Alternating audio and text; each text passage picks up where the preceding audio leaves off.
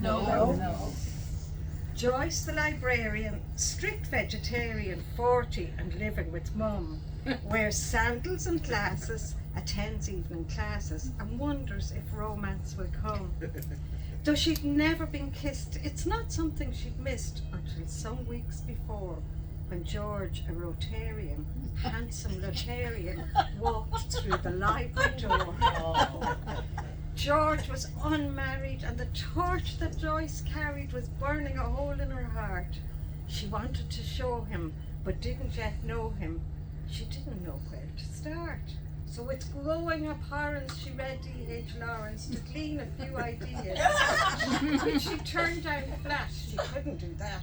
Not in a million years. Joyce the Librarian, strict vegetarian, was burning with animal lust. Alarming sensations, strange palpitations, a mix of delight and disgust. So she busied herself rearranging herself to try to control her dreams. Joyce the Librarian, the disciplinarian, was falling apart at the seams. The very next day, she kept out of the way when George returned his books. But with growing conviction, she wandered through fiction and threw him some longing looks. And when George joined the queue, she knew just what to do.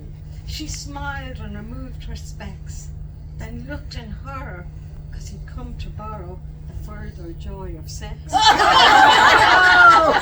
Perhaps because latterly she'd read Lady Chatterley, something just snapped in her head. She gave herself gladly, wildly, madly to George that night in his bed. But then, just as she'd feared, George disappeared. Some other librarian to woo. Now there's a sob in her voice as both book and Joyce are a fortnight overdue.